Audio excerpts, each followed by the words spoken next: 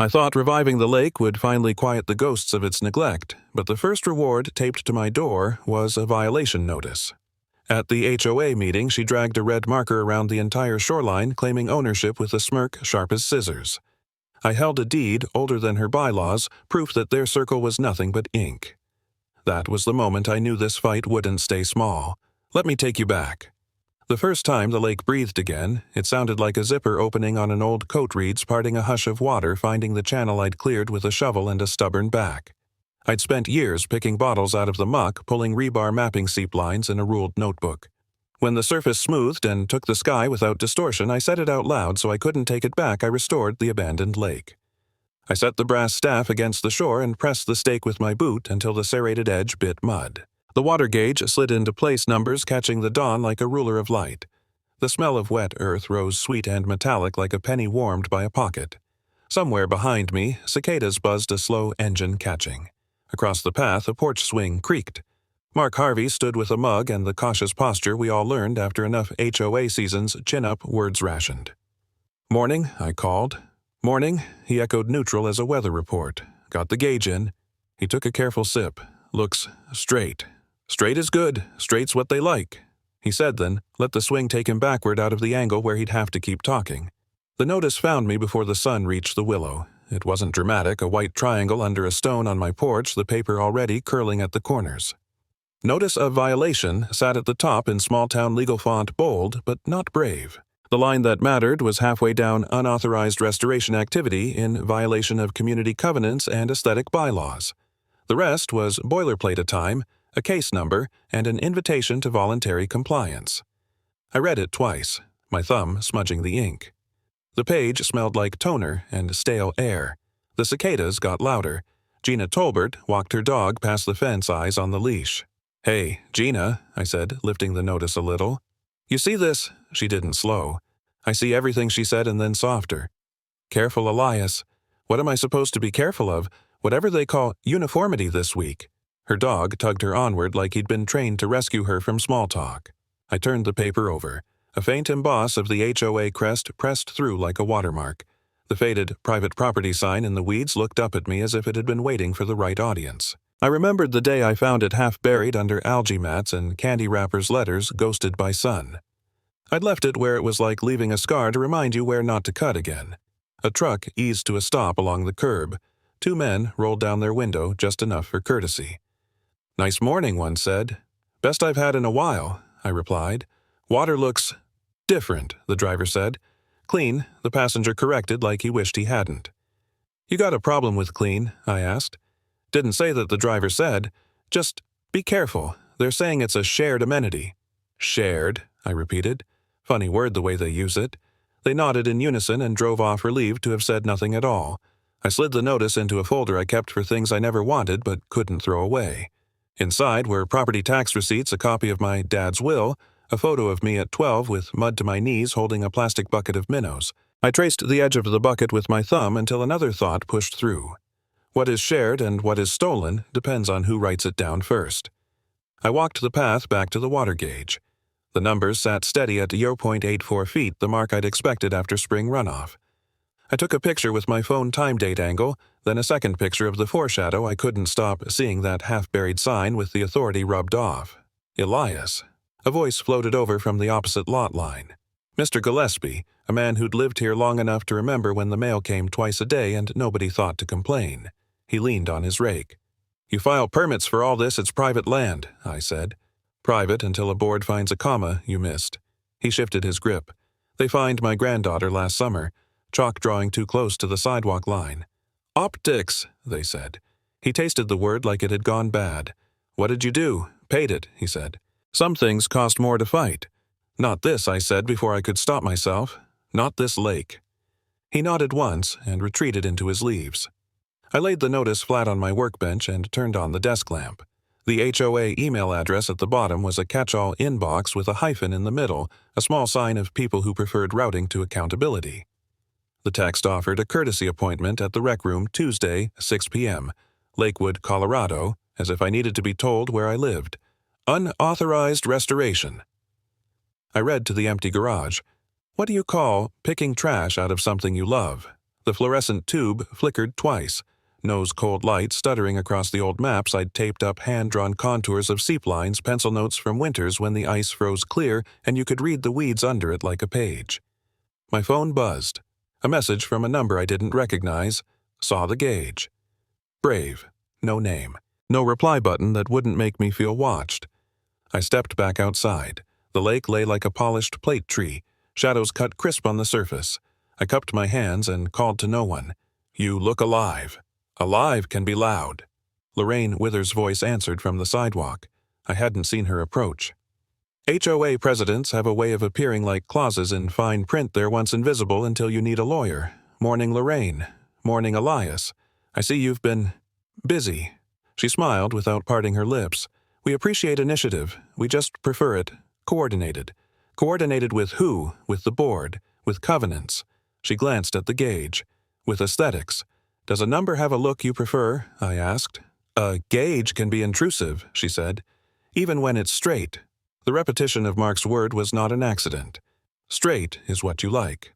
Straight is what we enforce," she said, then tilted her head toward the notice in my hand. "You'll come Tuesday. We'll make this easy. Define easy." "Compliance," she said, and her shoes clicked twice on the concrete as she left punctuation marks that didn't need a sentence. When she turned the corner, I let the air out in a long, thin ribbon. The cicadas had thinned the day, warming into the hour when shadows hide under porches. I knelt by the sign in the weeds and touched the raised letters. Private property had once meant something simple. Now it felt like a door you could only open from one side. A glint punched through the water, a silver fish knifing up, breaking the skin in a clean arc. The ripples reached the gauge and tickled the 0.84 like a laugh under a breath. For a second, I forgot the paper in my hand. For a second, the word shared meant what it should. Then the wind found the notice and flipped it up. A second sheet I hadn't noticed slid out thinner, more officious.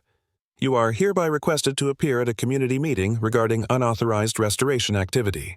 The time and date were underlined twice. At the bottom, a line that would become a habit in their correspondence: "Failure to attend may be interpreted as agreement." I held it to the light until the watermark haloed the crest. "Fine," I said to the paper, to the willow, to the last of the morning's patient insects. "I'll be there." A porch door squeaked. "You okay, Elias?" Gina called, not coming closer. "I will be," I said. "Tuesday, 6. "Bring copies," she said. "Of what? Everything." She replied, and the dog tugged her out of sight. I slid both sheets back into the envelope and tucked it into my folder, the edge still warm from my thumb. The lake exhaled, the gauge held steady, and for now the only thing that moved was the thin white corner of the invitation tapping my palm like a metronome to whatever came next. "See you Tuesday," I told the empty path and let the words count as a promise. The rec room always smells like someone tried too hard to make it clean.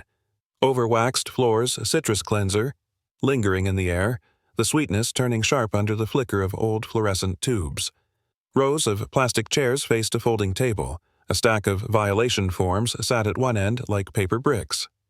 Lorraine Withers stood behind the table, navy blazer, a clipboard she handled like a prop. Marcus, the secretary, sat to her left, pen, uncapped and unmoving, jaw tight above a corduroy collar. A laminated placard read, "Agenda," in a font that tried to be friendly. "Let's come to order," Lorraine said, tapping the clipboard once. "We have a full slate." Her eyes found me, then slid away like we hadn't spoken on the sidewalk yesterday. Mark and Lisa Harvey slipped into the second row. Lisa's knee was wrapped. A wheelchair ramp piece leaned against the wall outside the door where someone had made them remove it temporarily. Gina sat near the aisle, one hand around her dog's empty leash like a habit she couldn't put down indoors. "We'll begin with community aesthetics," Lorraine said. "Uniform mailbox dimensions. Winter decor, guidelines, and shoreline management." "Shoreline?" I asked. The word came out like I'd dropped it on my foot. She smiled without teeth. "Yes, Elias. Shoreline." Marcus unrolled a tube and spread a glossy map across the table. Red markers circled the lake in a single continuous loop, no breaks, no easements, no nuance. The circle swallowed every inch of bank like a mouth. Lorraine placed a manicured finger on the ring. "This is the area of concern. Recent unapproved activity has created safety and visual issues. For clarity to all residents. HOA claimed the entire shoreline was theirs." The room didn't gasp. It exhaled. Plastics rasped as people shifted. Somewhere a chair leg squealed against wax. "That can't be right," I said. "You don't own the lake." "We manage it," she said. "On behalf of the community. Management isn't ownership." She angled her head. "Ownership is complexity. Residents prefer clarity." "Clarity like a red circle?" I asked. Marcus's pen clicked once reflex more than note. Lorraine nodded toward him. "Our secretary will read a statement." Marcus cleared his throat. Per Covenant Section 5.2. Common features include pathways, berms, and shoreline improvements. He swallowed. The board may initiate a claim to protect uniformity. I stepped closer to the table. Improvements. You mean picking trash out of water no one else touched for a decade? Please wait for public comment, Lorraine said, looking past me. We'll hear from residents first. Gina raised her hand. They fined me for tomato planters behind my fence. Because they were visible from the greenway, Lorraine said. They were behind a hedge, Gina replied. A hedge you required? Lisa spoke next, voice careful. We filed notice about the ramp. It's medical. It lacked a design review, Lorraine said. We're not against accessibility. We are for consistency. Consistency with what Mark asked. A spec sheet from a printer who never set foot here. We'll adhere to the bylaws, Lorraine said. People feel safer when things match. I looked up at the back wall and found the old city survey map pinned there, edges browned by time. Its lines didn't match the glossy version on the table. On the survey, the shore was a series of notation stashes where old fences had been dotted paths labeled informal footpath, a note about seasonal floodplain. The lake itself was hatched with a legend, Stormwater Retention City of Lakewood, maintenance easement granted to adjacent parcels per 1979 agreement. Why doesn't your circle include easements, I asked. Lorraine didn't turn. Because our covenants supersede informal expectations. Covenants don't supersede deeds, I said. Again she replied, pleasant as a toll operator, we'll move to public comment shortly. Marcus's pen hovered then landed. He wrote nothing. A woman I didn't know raised her hand halfway. Is fishing still allowed? Only from community-approved platforms, Lorraine said. For safety. We don't have platforms, the woman said. Exactly, Lorraine replied. The agenda marched on with the rhythm of a sermon. Mailbox height, snowblower storage, acceptable shades of winter wreaths. My ears chased the word shoreline around the room until the sound felt like a mosquito stuck in the light. When the floor opened, I stood. I restored the abandoned lake. I said, and a couple of heads turned because I said it like I meant it. I logged the water levels. I picked metals and plastics by hand. I replaced brush with native reeds. I didn't ask the board because the board never asked the lake for forgiveness when it was a dump. Point of order, Lorraine said. Statements must address policy. They do, I said. You can't claim the whole shore by drawing a circle. We are initiating a formal process, she said. She lifted a smaller sheet and read, Notice initiating shoreline claim. Residents are advised no modifications may be made within the red-marked boundary until design review is complete. She slid a copy across the table toward me with 2 fingers. The paper stopped short of the edge. Marcus pushed it the last inch. File your concerns in writing, Lorraine said. We'll schedule a design review if necessary. What's necessary? I asked. Compliance, she said. Gina leaned toward me from her chair. You can appeal to the city, she whispered. Planning and the Water Commission. Lorraine pretended not to hear. Next, commenter. Mark raised his hand. If the HOA controls the shore, do we still pay flood insurance individually? That's between you and your insurer, she said. So, you want control when it suits you and none when it costs you, he said. A few muffled chuckles met the floor. Marcus's pen clicked again, then again. His hand trembled just enough to translate into audio if someone had been recording. Please, Lorraine said, let's keep our tone neighborly. We'll move to adjourn. Not yet, I said. That survey map says the city maintains the lake. Is the city here? No one answered. Of course they weren't. When the meeting broke, the room swelled with the private volume of people trying not to pick sides. A stack of shoreline claim. FAQ sheets appeared from a box at Lorraine's feet. I took one. The first question read, Q. Why is the HOA making a claim A to protect shared aesthetics? Uses of the word shared outnumbered uses of the word law 4-0. Marcus. I said, intercepting him at the table edge. Your map doesn't include easements. He blinked behind wire frames. Up close, he looked like someone who hadn't slept on a Tuesday in years. This is an internal guidance document, he said. Working draft. Drafts should match reality, I said. Reality is... Negotiable, he murmured, then flinched like the sentence had bitten him. Gina brushed my elbow. City Archive closes in 40 minutes, she said. Go. I tucked the FAQ into my folder and left before the room could file my face under non-compliant. As I pushed the door, I heard a voice behind me. The woman with the fishing question whispered to her friend, "They think they own it all." The words landed like a weight on the hinge. The City Archive sits in the old post office where every footstep sounds like a stamp coming down. The clerk looked at my request slip and tilted it toward the light. Parcel maps. Lakewood South Basin, I said. Downstairs, she replied. Row D, bring a sweater. The basement held the good kind of cold, the kind that keeps paper honest. I found row D drawer fronts labeled by year with brass tags. 1979 slid open against felt rails, and there it was, the deed, photocopy edges black where the copier glass had failed to meet the paper perfectly. In the stiff light of the basement, the ink read like a vow, maintenance and access easement granted to City of Lakewood for stormwater retention lake and associated shoreline. Adjacent parcels retain rights to passive access consistent with safety guidelines. I exhaled through my nose a small fog that nobody saw. I took the photocopy to the clerk and asked for certification. She stamped it with a block that made a satisfying thunk. Busy up there? She asked, nodding to the ceiling. Busy with the wrong map, I said. Maps tell the story you pay them to tell, she said, sliding the copy back. On the sidewalk, the air had that thin blue edge October wears before dinner. I held the certified deed by the corner so the ink wouldn't smear. The paper felt denser than it should, like the words themselves weighed more than toner. Down the block, someone had chalked a hopscotch grid near a storm drain numbers lopsided the chalk bright as candy. A breeze moved through the map in my hand and I tightened my grip until the paper creased. This wasn't about a gauge anymore. It wasn't about my hours in boots and mud. The circle on Lorraine's map had told me a story about control. This page told me a story about law. I folded the deed carefully edge to edge and slid it into my folder next to the notice. Okay, I said to the brick wall and to myself, let's see whose story holds. The diner smelled like coffee that had been faithful through 3 owners and bacon grease that lived in the seams of the booths. Meltwater streaked the window and made the highway look like a ribbon someone had wrung out and left to steam. I slid into a seat across from Dr. Ashira Levan and put the folder on the formica like it might try to escape. Elias, she said, shaking my hand once. You brought maps. I brought everything I said, including what they're pretending not to see. She flipped the clasp and began a calm disassembly, the certified deed copy, the city survey with hatched floodplain, my photos of the water gauge with timestamps, the HOA's red-ringed handout. She touched each page with the flat of her palm like pressing wrinkles from a sheet. Start with this sentence, she said, tapping the deed, maintenance and access easement granted to City of Lakewood. She looked up. Shoreline rights hinge on recorded deeds, not HOA bylaws. I was hoping you'd say that, I said. I would say it even if I didn't want to, she replied, half smiling.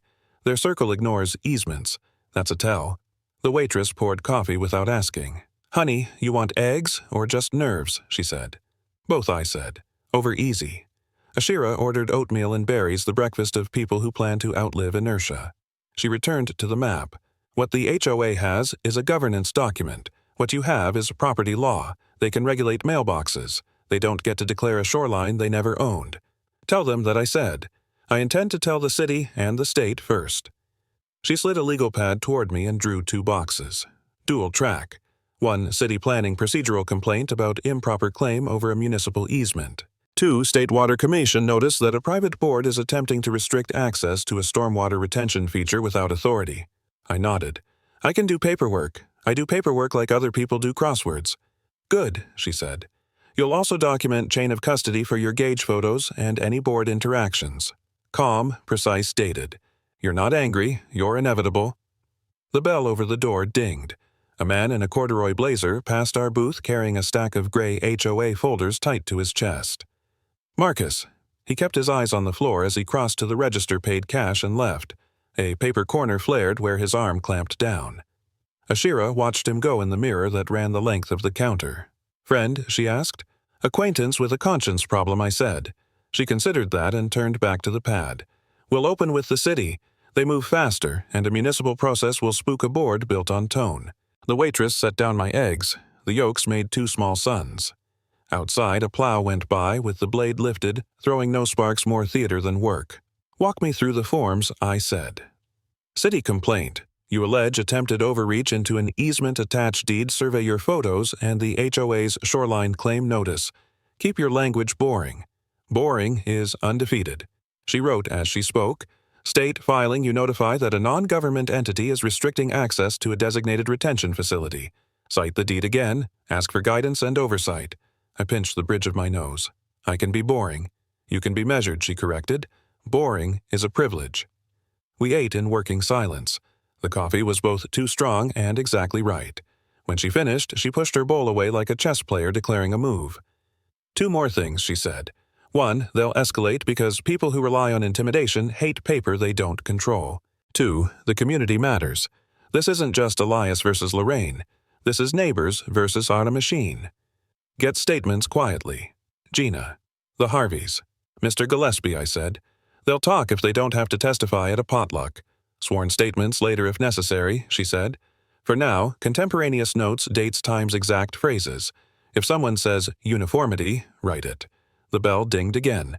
The wind followed a couple inside carrying the smell of wet wool and old pennies. I watched the door swing shut and felt a small gear click somewhere behind my ribs. Confidence without swagger, something I could carry. We drove to the city clerk's office together because Ashira believed in removing excuses.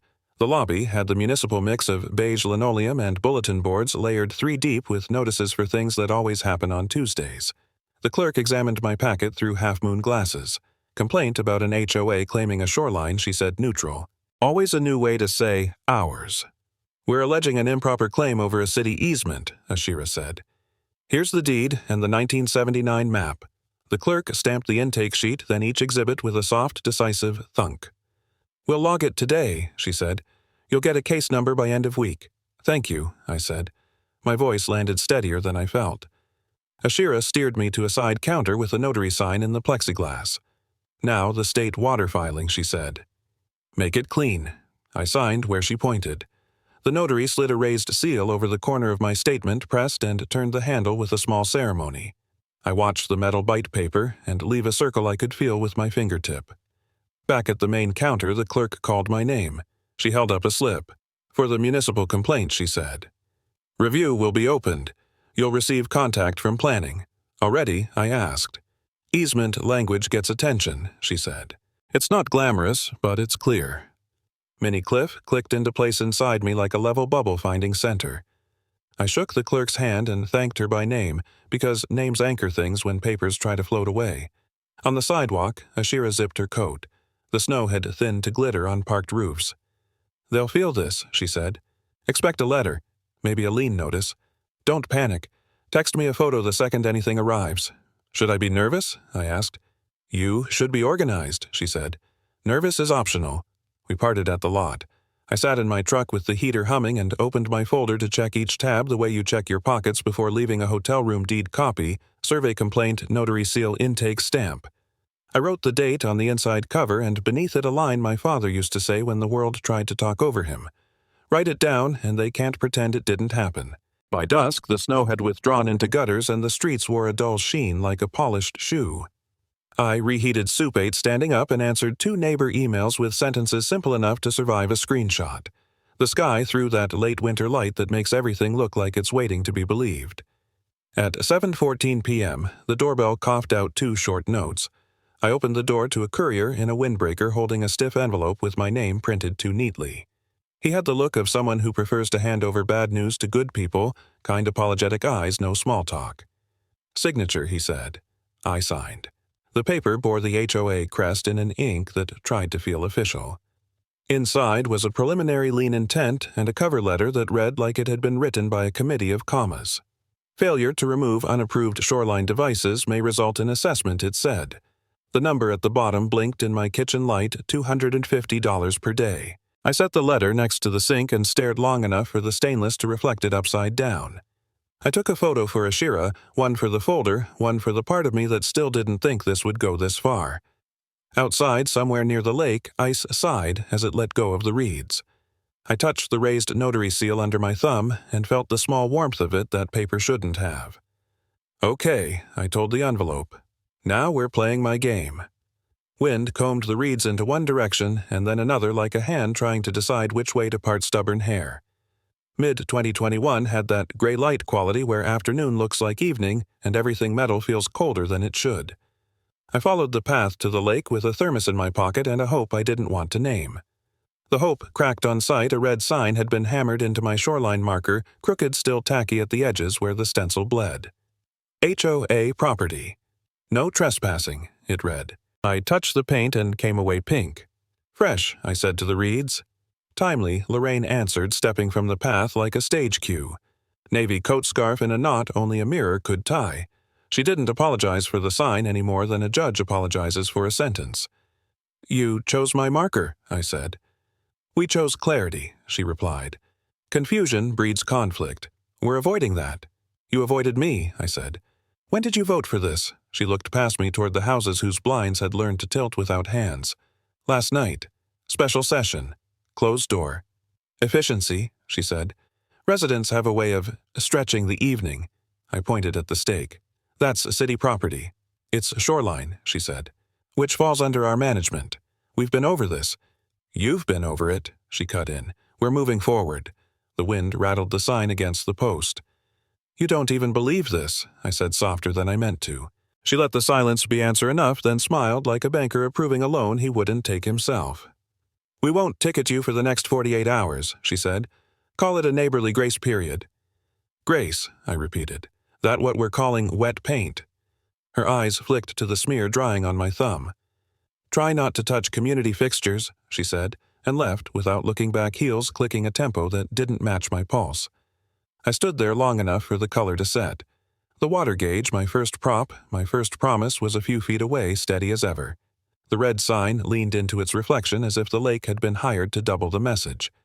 I wanted to yank it out. I pictured the photo they'd take, the notice they'd write the word vandalism typed with satisfaction. I kept my hands in my pockets. Windows along the cul-de-sac developed faces, quick flashes of foreheads, and curtains, the kind of attention that pretends to be care until you need it to be courage. Gina's curtain twitched and stilled. The Harveys' garage door lowered itself halfway and stalled an indecisive shield. Elias, a voice called from behind me. Marcus stood at the path edge, breath ghosting a folder tucked under his arm. He didn't look at the sign. We're starting in 5 minutes, he said. If you want to make a statement. Closed door, yes, I asked. He swallowed. Board members and officers. So the answer is no. He worked his jaw. You can submit in writing. I have, I said. I know, he replied, then glanced at the smear on my thumb. Wet desperate, I said. He looked like he might argue, then didn't. I have to go. Take a coat, I said. It's colder in rooms where windows don't open. The rec room glowed warm through the blinds as I passed a terrarium for people who preferred air without weather in it. I pressed my ear to the door just long enough to learn nothing. HOA doors have learned all the tricks police shows ever taught them. A paper taped eye level read, Special Session. Private in a font that believed caps could legislate manners. I walked the block. A delivery driver asked for Lorraine's address, and I said, You'll know it by the echo. He laughed, then looked at the red sign and stopped. That knew. As her patience, I said. He shook his head and left. When the door finally opened, people came out in single file, coats zipped, eyes unzipped. Lorraine slipped away first, a shadow with good posture. Marcus lingered at the end, hugging the folder tighter. I didn't move toward him. I've learned that approach scares the undecided. He moved toward me. Here, he said, voice pitched for the space between us. He slid a sheaf of papers from the folder folded once and pressed it to my thermos like the warmth might disguise the transfer. Draft minutes. Don't show that I don't show anything. What am I looking for? I asked. He blinked a slow, heavy blink. Look for what isn't there, he said. Then look for what appears in the morning. Marcus. He was already walking shoulders up around his ears like the cold had opinions. I didn't open the packet under the street lamp. I waited until I was in my garage with the door down and the desk lamp throwing a circle of interrogation onto a surface scarred by honest mistakes. The draft minutes were stapled with Lorraine's handwriting in the margins, a neat, tight script that made every loop in order. I read the first page. Informal discussion of shoreline management. The phrase had been struck through and replaced with emergency vote on shoreline ownership assertion. Next line, public comment crossed out and in the margin closed, not required for emergency. I flipped to the second page. Map review circle reflects shared amenity boundary. In the margin, a smaller note. Remove shared ambiguous. Another strike, refer to city easement. Margin omit, invites interference. I felt the same mixture you get watching a magician behind the curtain, part awe, part nausea. It's one thing to suspect a trick, it's another to watch it penciled in. Halfway down page 3, a line that pulled me closer. Vote tally 5-2-1. Under it, record dissent, and in Lorraine's hand, numbered minutes reflect majority only. A final flourish. Publish tomorrow. Add FAQ. I set the pages flat and smoothed the curl from the corner. You tampered, I said to the neat script that hadn't known it would be this well lit. You wrote the story before you read the facts. I took photos of each of page angles wide and tight, included the staple and my desk lamp's nicked base for reference. I typed the date and time into a log. I brewed coffee I wouldn't drink and listened to it click off. I made a duplicate set for a second folder in case the first grew legs. My phone buzzed. A text from an unknown number. Saw the sign. Keep your hands clean. I stared at the ceiling and let the advice settle where my fists wanted to be. Next morning, the HOA email arrived at 7 to 12 a.m. Subject line board session summary. Shoreline ownership. The PDF matched the draft down to its absences. No mention of public comment. No mention of easement. The vote reported like weather inevitable and vaguely threatening. I walked to the lake. The wind had shifted. The sign's shadow lay crooked across the water, a dark line under a red word pretending to be a boundary. Elias, Mr. Gillespie, called from his yard without approaching. They really bar you. They barred everyone softer than a circle? I said. He scratched his chin with the handle of his rake. You going to let that stand? No, I said. How? He asked. With paper, I said. And patience. He nodded, once. Approval small as a nod, always is when someone's risk stays on your side of the fence. Back at the shore, I crouched by the marker and placed my hand near the nailhead where the sign bit in. The metal felt like it had heat of its own. Behind me, a window clicked shut. In the corner of my sight, I caught Marcus watching from the sidewalk, hands in a pocket's face unreadable. He lifted his chin a millimeter and left. The ripples carried the sign's reflection into the wider lake until the red broke into pink bars and then into nothing you could hold. But at my feet, where the stake met the water, the words were clear. Prop 2 wasn't just damaged, it had been claimed. Okay, I told the lake. Now we write this down. The wind shifted again, and the red rectangle shuddered in the water like a warning I could finally hear. Rain stitched the windows in diagonal lines neat enough to feel like a chore list I hadn't made. The kitchen smelled like old coffee and damp paper filters drying on the rack envelopes stacked near the sink. When the doorbell gave its 2-note cough, I knew the sound already. Certified mail has a rhythm. The courier was young, polite, almost apologetic as he handed me the thick envelope and the gray plastic board to sign. The return address wore the HOA crest in a blue that always tried too hard. Sorry, he said, eyes flicking to the folder on the table like he recognized its shape from other kitchens. Not your fault, I said, and kept my hand steady until the pen left a smooth signature. I set the envelope flat and slid a butter knife under the flap. Preliminary lien notice announced itself in block letters that pretended to be neutral. A paragraph of glue words, hereby therefore pursuant, carried me to the number at the bottom, $250 per day until unauthorized Shoreline devices were removed and the board's design review approved any restoration. I read it twice then, once out loud because saying the number made it less imaginary. The page hummed under my fingertips, not because paper hums, because fear does. From the hall, Dad, Emily stood with a hoodie, half-zipped hair in the high ponytail she wore when pretending not to worry. It's a notice, I said. A threat, dressed as a calendar. How bad? She leaned on the doorframe, pretending to look at the rain. Daily, bad, I said, and folded the letter edges flush because control is sometimes straight corners. She crossed the room and took the top copy. We can't pay that. We won't, I said. They'll make you. They'll try. She lowered the paper. Ashira said, I know, I said. When they feel cornered, they escalate. I motioned to the chair. This is the escalation. We sat with it, the rain's soft applause on the window, the refrigerator's patient hum, the notice between us like a test neither of us had studied for. I opened the folder and slid the lien into a new tab labeled with today's date. Chain of custody, I said. If I write it down, they can't pretend it didn't happen. Emily blinked carefully. You're not alone in this. I know, I said, but I am the one with my name on the tax bill. She stood and hugged me in that sideways way where you keep the important papers out of the embrace. I'm making tea, she said, and reached for the kettle. The doorbell went again softer. No courier this time, just a neighbor's fingertip. I opened the door to no one. On the doormat, a small flash drive in a zip bag and a folded HOA violation form as if to disguise the delivery. I looked up and down the street. Curtains moved. No one waved. At the table, I wiped the zip bag with a dish towel like the people on TV do when they touch evidence they're not supposed to have. Emily raised an eyebrow. You going to plug that into your heart or your laptop? Laptop, I said. But the heart's listening. I used the old machine I kept offline for anything that felt like a trap.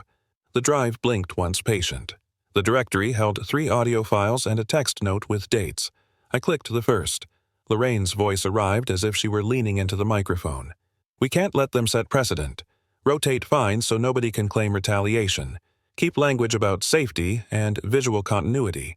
People don't fight safety. Emily's eyes widened.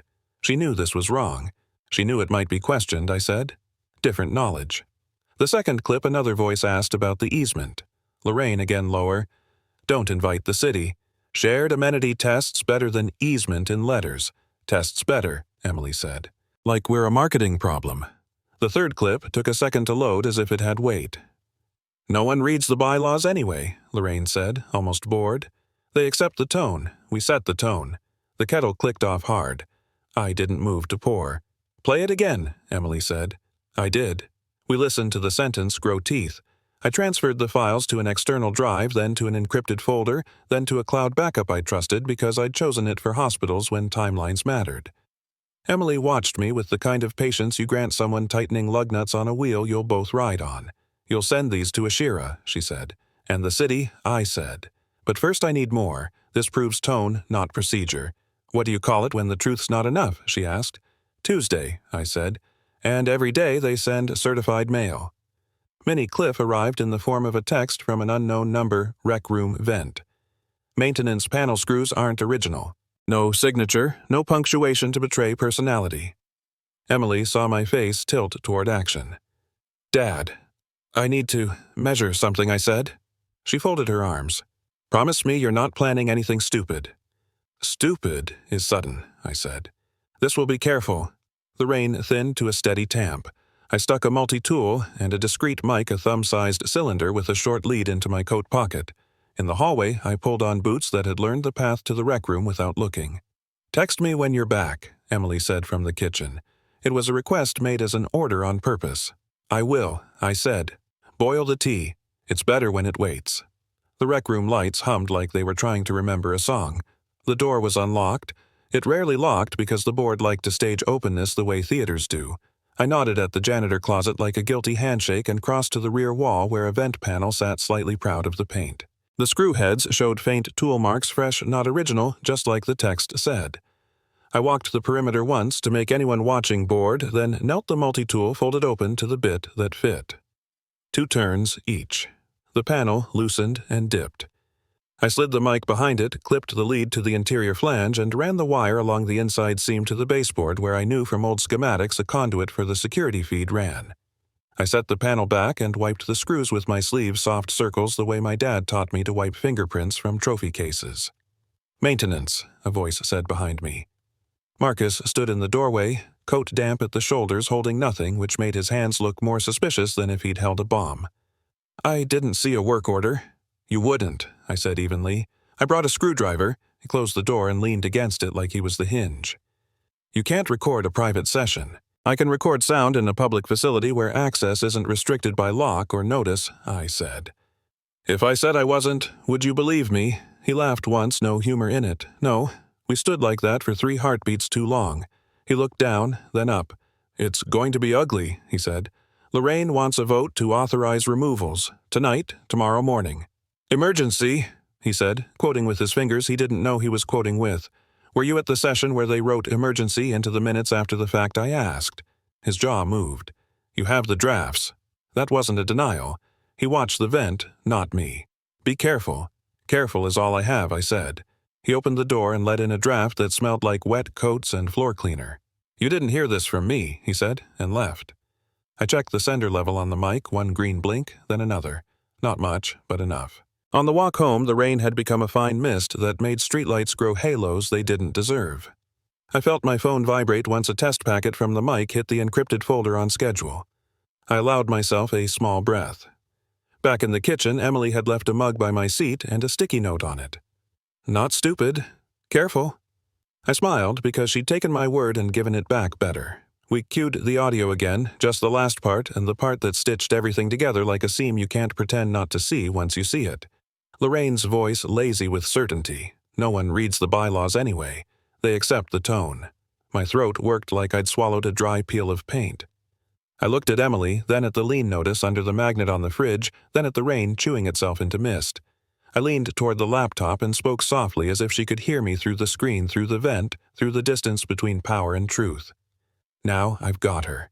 The feed woke up as a low hum like a refrigerator in another room. Then chairs scraped one after another, the sound of plastic feet negotiating wax. I sat at my kitchen table with the laptop open and a legal pad squared to the corner. The mic in the rec room vent had never felt more like a lifeline. "Emergency session now in order," Lorraine said. Her voice carried confidence the way some people wear perfume thick enough to announce itself before the person enters. First agenda, item removal of unauthorized Shoreline devices within 72 hours. A chorus of paper shifted. Someone coughed, the kind of cough that means, "Please don't ask me to speak." I pictured the community auditorium humming fluorescent lights, the echo that turned simple sentences into pronouncements, the tray of stale donuts sweating under plastic. I'd sat in those chairs enough to know the posture people adopt when they expect to be told. Motion on the floor. Lorraine continued. "Do I have a second?" "Second," a voice said too quick. "Discussion," Lorraine asked perfunctorily. Silence until a chair leg dragged decisively. "Point of order," Marcus said. Through the mic, he sounded like a different person wearing his same throat. "Before we vote, the minutes from last session must reflect what was actually said." He paused. "We have unedited drafts." Lorraine's pause had weight. "Mr. Kelt, this is an emergency session. All the more reason to be accurate," Marcus replied. I could hear his pen not clicking, which told me more than if it had. The draft minutes labeled informal discussion were amended to emergency vote after the meeting. "That's a procedural refinement," Lorraine said, sugar on steel. "It's a misrepresentation," Marcus said. "Mini cliff in my chest, the feeling you get when a plank finally sinks a nail." From the back, another voice. "Is the city here?" "Liaison is delayed," Lorraine said. "We proceed." I tapped the pad and wrote "City delayed note time." I synced the incoming audio to the timestamp of my lean notice photo, then to the email that had pushed the board session summary. The lines formed a ladder. Lorraine's voice sharpened. "We're losing control of tone. I'm calling the vote." "Objection," Marcus said. Paper slid. He was standing. "Read this." His voice changed timbre as he leaned toward a microphone. Draft page 2, public comment, struck through. Margin, closed, not required for emergency. Draft page 3, refer to city easement, omitted with note, invites interference. A murmur rolled across the room. Someone whispered, "He's reading her handwriting." "Sit down," Lorraine snapped. "No," Marcus said softly. It carried. "We cannot pretend the city isn't part of this." A door at the rear opened with the hydraulics of authority. The mic picked up new shoes on linoleum, and a voice pitched to official neutral apologies for the delay. The city liaison, I would learn her name later, but I knew that tone on arrival. Chairs straightened as if she'd ironed them. Lorraine shifted to welcome mode. "We're in the middle of an internal vote. Internal votes that affect city easements are not internal," the liaison said. She wasn't angry. She was organized. "Proceed." Lorraine exhaled into the microphone. "Motion stands. All in favor." "Before you do that," Marcus said, "I have audio." The room reacted to the word the way rooms do. He didn't look toward the vent, but I felt the wire tighten between us anyway. "Board guidance about fines. And bylaws." Lorraine laughed once.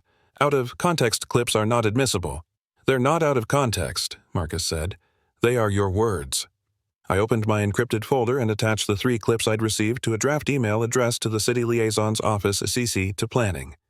Subject, HOA, internal audio, tone, and retaliation guidance. In the body, links to my log, the Lian. Notice the draft minutes photos with her handwriting. I hovered over send and waited. Mr. Count Lorraine said smoothly, "This is inappropriate. What's inappropriate is writing a story in the margins and calling it law," he said. The liaison's voice. "Let's hear the clip." "I object," Lorraine said. "Noted," the liaison replied, and from the distance of the mic I heard the very specific sound of a USB being inserted. The small click of a laptop volume nudged up. The first clip played the one where Lorraine instructed to rotate fines to avoid retaliation claims. A couple of gasps, mostly the sharp inhales of people who have wanted to say "I told you so" and finally feel allowed to. The second clip mentioned easement as a word to avoid because shared amenity tests better. A hissed "wow" from someone who had tried to read both maps at once. The third clip filled the room. No one reads the bylaws anyway. They accept the tone. We set the tone. The auditorium didn't exhale this time. It held the breath. Stale donut sweetness hung oddly heavier like the sugar had turned into air. I hit send. On my table, the email left my outbox and took with it the weight I'd been carrying around my shoulder blades. I added a line to my pad. 9:41 a.m. Email, submitted audio plus drafts plus lean. Lorraine recovered. "Tone is about maintaining order," she said brightly. "We are guardians of quality of life. You are not guardians of the law," the liaison said. Still neutral, still calm. "Mr. Kelt, those drafts. Here," Marcus said. Paper moved the original scrape of staples, the sound of a folder opening that had stored more than paper. Unedited, dated, with marginalia. "Thank you," the liaison said. "We'll take possession." "Procedural question," someone called. "If the HOA owns the Shoreline, why did my insurer send me a floodplain rider last month and not the board?" A ripple of low laughter. Lorraine's voice went flatter. "Insurance is an individual matter," exactly the liaison said, "which is why this attempted claim over a municipal easement is now a city matter." Lorraine tried a new tone conciliatory. "We welcome guidance. You will receive more than that," the liaison said. "Continue if you have other business." "We have a motion," Lorraine insisted. "Removals within 72 hours. That motion is now out of order," the liaison said. Papers shuffled, a microphone base slid. "We're entering the following into the record: internal guidance to rotate fines, directive to omit easement references, minutes altered post-session, liens threaten to pressure compliance." Alleged, Lorraine said sharp now. "Documented." Marcus murmured, not quite off mic. Minnie Cliff again deeper this time, the feeling of a hinge finding its pin. "If you're going to grandstand," Lorraine began, "I'm going to read the finding." The liaison replied, still even. "Under authority granted to the Planning Department and the City Attorney's Office pending full review, the Sunridge HOA is hereby suspended from enforcing shoreline-related provisions, and any action taken in furtherance of the declared claim is stayed." The room reacted in layers, a muted cheer. Too polite to be rebellion chairs scraping to stand and sit at once, someone's sticky donut plate clattering to the floor. I leaned forward, elbows on the table, hand over my mouth to keep something that felt like a laugh from sounding like a sob. Lorraine spoke over it. "This is an overreach. This is oversight," the liaison said. "Residents." Lorraine tried, "Please return to your seats." "Residents," the liaison echoed, "you may submit statements today.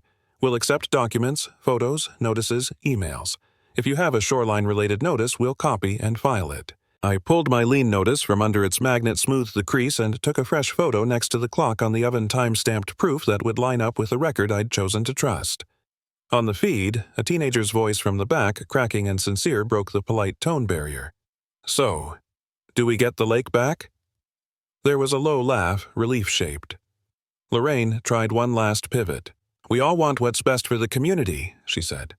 "This is a misunderstanding." The liaison didn't sigh. "No," she said. "This is a record." She adjusted the mic and spoke the line that would keep me company for the rest of the day. "This HOA is suspended, pending investigation." I closed my eyes, then opened them on the old coffee ring on my table and the pad with the handwriting I recognized as my own, dates, times, names. The hum of the room held then faded as people began to speak for themselves. I reached for my folder and slid the lien notice into a new section labeled City Review. The rain had quit. A rectangle of light fell onto the floor where the door had been opening and closing all morning. For the first time in months, it looked like a door. BBQ smoke lifted off the grills in slow blue ribbons and drifted toward the lake, mixing with the damp green smell of reeds. For the first time in a long time, The Shoreline sounded like a neighborhood metal tongs clicking kids yelling rules to games they were making up as they ran a cooler lid, thumping someone laughing big from the diaphragm. A temporary sandwich board planted near the path faced the water with municipal understatement, City Administration Oversight, pending. The words didn't crow. They didn't need to. I stood by the picnic tables pretending to manage buns. What I was really doing was letting the noise roll through me until the taut places slackened. The water gauge downstream winked in the sun, still there, still straight numbers steady as if nothing had happened.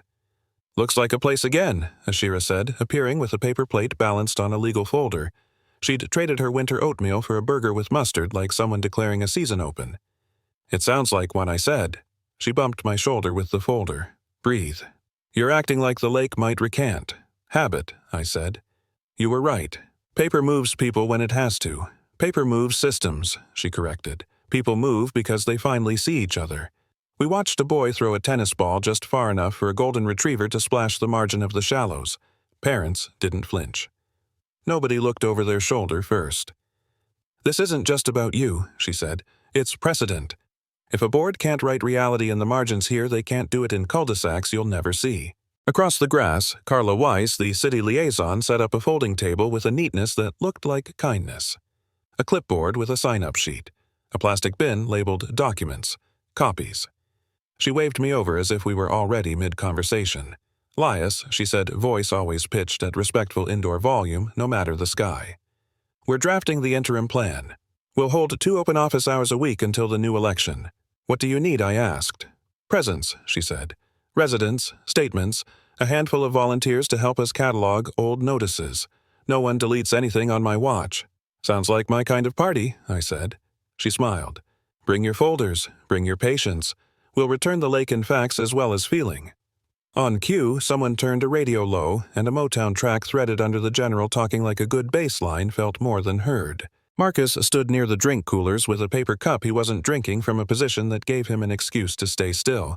He had the posture of a man new to weather. "Hey," I said. "Hey," he answered. "I didn't bring minutes." "That a relief or a loss?" "Both," he said, then held out a manila envelope as if it had weight he was glad to set down. "Petition." It started by itself. I just carried it. I slid the paper out. The title line was Direct Motion to Appoint Elias Miles to Interim Safety and Technology Advisory Committee. Beneath it, 22 names marched in imperfect cursive and block letters, houses, and lot numbers cribbed in margins. Some signatures I recognized, some I didn't, which made it better. "Did you ask them?" I said. "No," he said. "They asked me where to sign." The cut edge of the paper caught the sun and turned bright for a heartbeat. I read the first 5 names, then the next 5, and felt something uncoil I didn't know I'd wound. Microclimax, my brain labeled it. My chest called it air. Ashira slid beside us, reading over my arm with the unapologetic curiosity of a mentor who's already counted the yeses. "That's a quorum for a recommendation," she said. Carla looked up from the clipboard as if she'd been listening and not intruding. "If the neighborhood puts it in writing, I can seat an advisory in the interim," she said. "Non-binding, but not ignored." "I'm not?" I started. "You're not what Ashira asked." "I'm not interested in power," I said. "Good," she said. "We're not offering that. We're offering responsibility. Different animal." At the grill, Mark Harvey flipped patties with the concentration of a man choosing not to think about hospital bills. Lisa sat with her leg propped cutting buns with the serrated knife we all borrowed from each other because that's what neighbors used to be. Gina laughed at something a kid said and didn't look to see who might be frowning about joy near public water. Carla adjusted the sandwich board so it faced both the path and the lake. "Small text for later," she said, tapping the bottom line. "Elections. September. We'll run them right. Transparent process. Posted counts. Recorded proceedings. If we do it well here, the next place won't have to argue about tone for a year." Marcus was watching the kids chalk a hopscotch grid near the picnic table leg. The squares jostled around a root they kept the wobble. They didn't straighten it to satisfy optics. "You'll need someone who knows the wires," he said, nodding at the petition. "So the cameras point at truth this time." "I can advise," I said. "Not can," Ashira said. "Should. Let him decide," Carla said gently. "We've taken enough choices from this man." I folded the petition back into the envelope with the care you give a letter from someone you won't see for a long time. The top of the paper crinkled and made a tiny sound like a yes clearing its throat. "Carla," I said, what does interim oversight look like between clipboards, open office hours? A posted archive of all shoreline-related notices and filings. A temporary moratorium on aesthetic violations within 50 feet of the waterline. She ticked each item on invisible fingers. And a community walk. I'll meet people at their fences instead of calling them to a folding table. Ashira nodded approval. You hear that procedure with a pulse? The golden retriever shook off lake water and baptized the nearest radius with cold dots. A kid shrieked and then laughed pure. Someone at the grill handed me a burger with more mustard than I'd add myself, which felt like trust. Emily arrived late, hair damp from a run, cheeks red and calm. She hugged me without looking for the edge of a notice first. You gonna do it? She asked, chin toward the envelope. I don't know, I said. You don't have to be a hero, she said. Just be the guy who writes things down and makes machines behave. That's all I've ever been, I said. Carla clinked a metal spoon against a glass. The sound carried better than a microphone. Folks, she said 2 quick things. 1, thank you for feeding me. 2, we'll post the interim plan by Friday. If you have documents, drop copies here. If you want to help write your name on this list. If your grandma once yelled at a board about planters bring her too, we're rebuilding the boring parts so the beautiful parts can breathe. Applause. Not explosive, steady. The kind that says we'll show up on Tuesday. Ashira took my plate and traded it for the envelope like a stagehand switching props. Sign, or don't, she said soft now, but fold it like it matters. I looked out at the water. The lake wore the evening like a shirt that finally fit. The temporary oversight sign threw a square shadow across a patch of clover and didn't mind the imperfection. I folded the petition along the crease it had already asked for and slid it under my arm pressed to my ribs so I could feel its edges. Think first, I said. Answer later. Good order, Ashira said. Good order, Carla echoed, already turning to a woman holding a sandwich bag of old violation notices like seashells. I stood there a minute longer, burger cooling in my hand, smoke making an argument for another 5 minutes by the grill. The lake breathed once, twice, and the words I didn't say arranged themselves anyway. The grass held the morning in a million small beads, dew threading the slope like tiny glass buttons. The lake took the sun without blinking a mirror, finally calm after years of hands on it. I carried the new shoreline marker, the way you carry a sleeping child, 2 hands close to the heart, not because it was heavy, but because it needed to arrive awake. At its base, polished and simple, the city seal was engraved a thin ring of lines around the words Lakewood, public easement. No red paint, no stencils that bled. Emily walked beside me, a thermos of coffee between her palms. Feels different, she said, not loud. It is different, I said. It remembers us. Down the path, Carla had set up a small folding table with a cloth that didn't quite fit. A metal clipboard, a stack of printed orders with signature lines, a notary stamp sitting like a patient coin. Marcus helped align 2 sawhorses just so a man pleased to be seen arranging things in the open. The sandwich board from last summer was gone. In its place, a narrow stand held a sleeve with a single page titled in plain type, Restoration Order, Shoreline Access and Maintenance. Neighbors gathered without being told. Not a crowd, not a parade, more like a room that had stepped outside. Gina wore a wide-brim hat she'd probably bought for gardening and felt brave enough to wear near water. Mark and Lisa arrived together, a hand on an elbow, the way people touch when they've earned the right to steady each other in public. On Lorraine's lawn, across the cul-de-sac, a for sale sign tilted slightly, the plastic panel creaking in the light breeze like a door someone hadn't bothered to close all the way. Good morning, Carla said, voice at her familiar indoor volume that seems to carry better outside. We'll begin with the formal part so the informal part can last longer. People laughed, the nice kind, the one that says we intend to cooperate. She lifted a page from the sleeve so we could all see the emblem at the top. This is the official restoration order, she said. It affirms the city's maintenance and access easement. It directs the temporary suspension of HOA shoreline provisions, and it returns day-to-day respect to the bank and to each other. She looked up. In short paperwork, caught up to common sense. She set the order on the table and pressed the notary seal. The handle made a small ceremony of the moment, metal-biting paper with a quiet click you could feel in your teeth if you wanted to. She slid a second copy into the sleeve where sunlight found the watermark like it had been waiting. Lias, she said. I stepped forward with the marker. My boots made damp creases in the grass. The smell of earth rose warm and clean. The old hole waited politely where we'd left it. I turned the marker so the city seal faced the path and lowered the stake until the serrated edge found the packed mud. The gauge numbers on the side were patient. They'd learned more than I had about waiting. Steady, Marcus murmured and laid a small level across the top. The bubble smiled dead center. Perfect, he said. Straight as a sentence. Kids had gathered with chalk pulled from somewhere, the sticks dusty and bright. They crouched near the path and drew suns with more rays than geometry would allow. One of them added a tiny face to the middle of his sun and gave it sunglasses. He looked up at me to see if he was in trouble. I shook my head. Best violation I've ever seen, I said. He grinned like he'd been given a deed. Around the clubhouse bulletin board, a handful of neighbors began to pull down old HOA violation posters. They worked slowly, not ripping, not dramatic, just steady hands on tape and corners until the cork showed again. The sound of paper coming free was softer than you'd think, like the first page of a book when you're careful. Someone folded each notice and placed them in a box Carla had labeled Archive. She nodded, pleased. Nothing vanished, it just got filed where it belonged. Emily stood close enough that I could feel the heat of the thermos through her sleeve. Touch it, she whispered. I did. My fingers found the engraved seal, the line, the letters, the shallow groove where the E joined the A. I pressed my palm to it, cool metal, warming under skin, and something in my chest let go of a knot it had carried so long it had forgotten its own ends. Applause rose. Not ovation, not noise for its own sake. It came from the picnic tables and the path and the little knot of people who had always wanted to clap for something that wasn't a rule. It crested and softened and left a clean aftertaste that sounded like conversation. I hadn't realized how much I missed the applause of normal. Carla handed me a copy of the order. For your folder, she said. For the day you forget which will be a good day. I don't plan to forget, I said. Plans change, she said. Folders help. Marcus touched the edge of the marker and then stepped back as if asking permission from a piece of metal. Straight, he repeated a private joke we'd earned.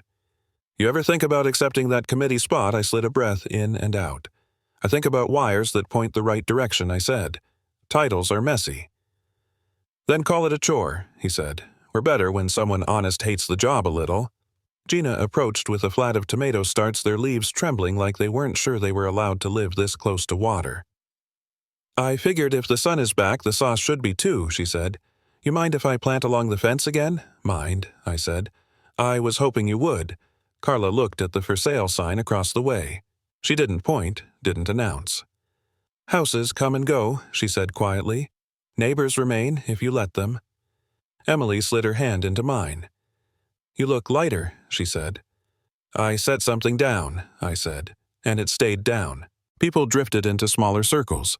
Someone poured orange juice into plastic cups and called it a toast without saying the word. The water lay easy, the shape of the bank unargued. A mallard cut a V toward the reeds and left a line that closed on its own. The water gauge glittered. Numbers are honest when you let them be read. Carla tapped her spoon against the side of a paper cup, the agreed-upon substitute for a microphone. One last bit, she said. We've scheduled elections. We'll post procedures and open nominations this afternoon. If you want your name considered, if you want to nominate a neighbor, if you just want to make sure minutes read like minutes, come find me. Someone asked about fishing. Someone else asked whether chalk wash counted as pollution. Carla said, only if joy counts. Laughter scattered and landed, and we all let it stay where it fell. I walked the line of the shore not to check anything, just to learn the feeling of walking without looking for a red shape at the edge of my vision. The marker stood where a sign had once shivered in the wind. The engraving caught the sun and sent it back clean. I placed my hand on the face of the seal one more time, not a claim, a greeting. Across the lawn, the last violation poster came down. Under the uncovered corkboard, Carla pinned a new sheet, Office Hours, Lakeside. In the margin, a child had already doodled a small fish. Nobody erased it. Emily took a picture of me not so I'd have proof, but because she likes how I look when I forget to brace. She slipped the phone back into her pocket and leaned her shoulder against mine. Marcus raised 2 fingers from where he was coiling an extension cord. Gina knelt and pressed the first tomato start into earth. Mark adjusted the grill flame lower than he needed to because not everything has to sizzle to count. I looked out at the water and let the words arrive with the ease of something obvious at last. This lake belongs to us again, I said. No one argued. The morning kept being morning. The marker held. The seal shone. The chalk suns dried to pale halos on the path, and the breeze carried the smell of grass and burgers and a little paper dust from the bulletin board, a scent that means change when you've been on the wrong side of it too long. Morning sunlight glinted off the new Shoreline marker, the city seal catching light as if the lake itself approved. The smell of burgers from last night's picnic still lingered, mixing with dew and fresh-cut grass. Watching neighbors pull down the last faded violation posters, I felt the silence left behind was louder than any order Lorraine ever gave. What we restored wasn't just a bank of land, but the trust between us, proof that systems can be corrected when people stand steady together. Justice isn't loud. It's steady. This marker is more than steel, it's a promise kept.